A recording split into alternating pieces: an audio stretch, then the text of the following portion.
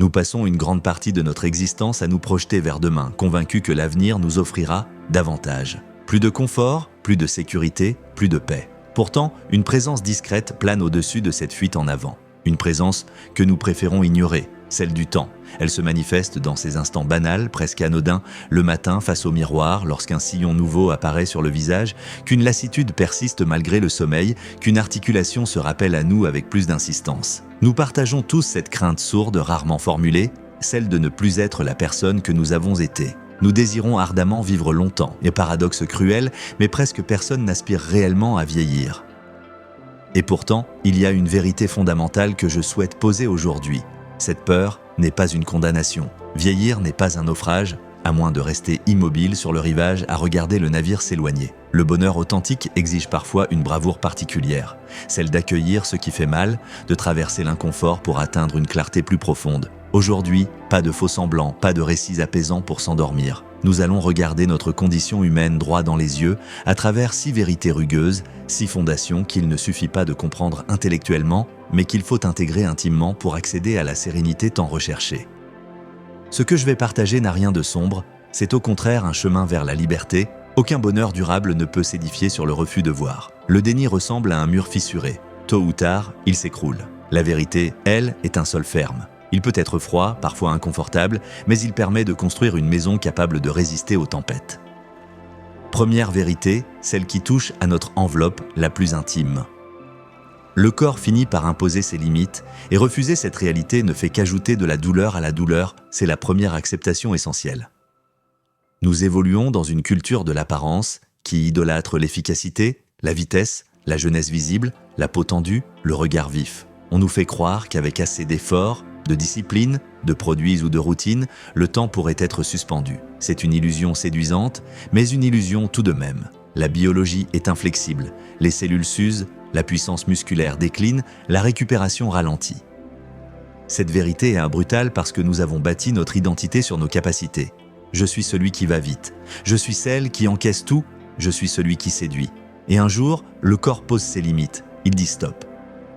La souffrance véritable ne vient pas de ce corps qui change, mais de l'esprit qui refuse d'évoluer avec lui. Le mal-être naît de l'écart entre ce que nous pouvons encore faire et ce que nous voudrions continuer à faire. C'est un conflit interne, une guerre civile silencieuse. Chaque matin, la colère se tourne contre ce genou douloureux, ce dos raide, cette fatigue persistante. Le corps devient un adversaire, presque un traître.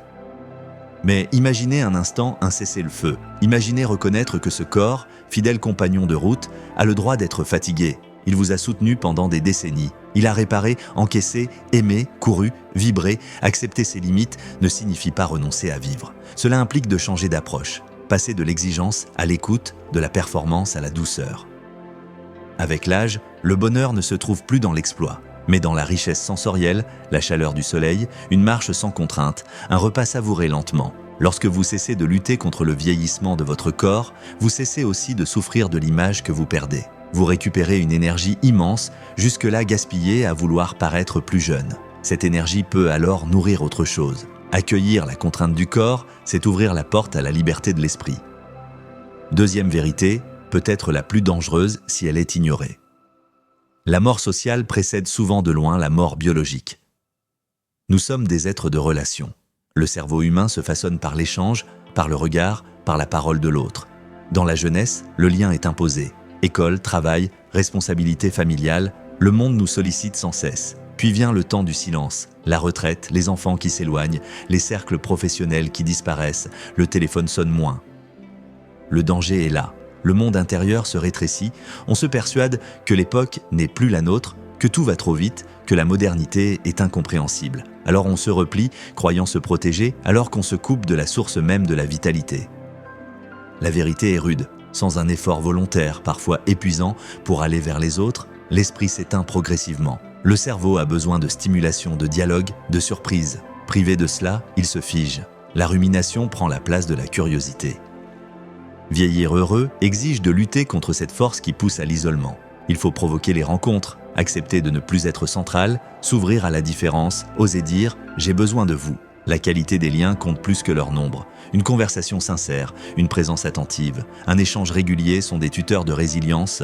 On a besoin de soutien pour grandir enfant. On en a besoin aussi pour rester debout en vieillissant.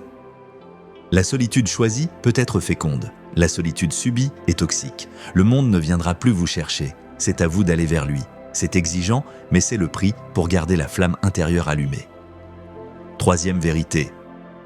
Le passé n'est pas un sanctuaire figé, mais un récit vivant à retravailler. La nostalgie peut devenir un refuge trompeur.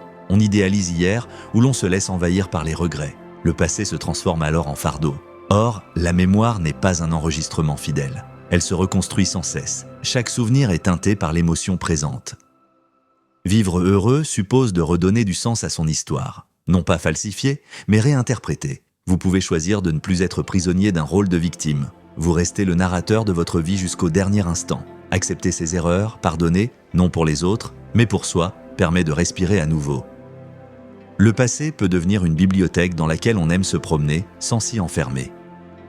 Quatrième vérité, l'arrêt de l'activité est une attaque directe contre la vitalité du cerveau.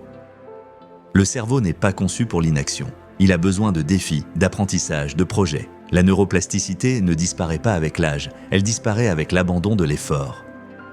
Le confort excessif est séduisant, mais il anesthésie l'esprit. La retraite doit être une transformation, pas un effacement. Il faut remplacer la contrainte subie par une contrainte choisie. Un projet, quel qu'il soit, maintient l'élan vital. Créer, ce n'est pas être un génie, c'est faire exister quelque chose de nouveau. Tant qu'il y a un horizon, il y a de la vie. Cinquième vérité.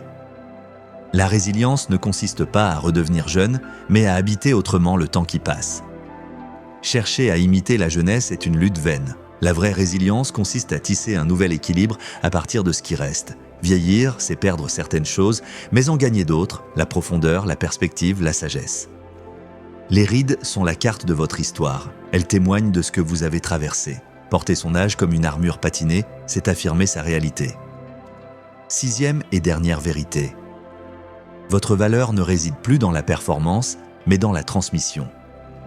Après le temps du faire, vient le temps du donner. Votre rôle devient celui du guide, du passeur, du témoin. Les générations suivantes ont besoin de repères, d'histoires, de patience. Vous êtes le gardien du temps long. Votre présence, votre écoute, vos mots ont une puissance immense. Ces 6 vérités sont exigeantes, mais elles ouvrent un chemin. La vieillesse n'est pas une punition, c'est l'ultime étape de la maturation humaine. L'essentiel demeure, l'amour, le lien, la vie qui circule. Alors n'ayez pas peur, regardez votre âge, accueillez-le et faites-en une œuvre vivante. Merci de votre écoute, prenez soin de vous et à très bientôt.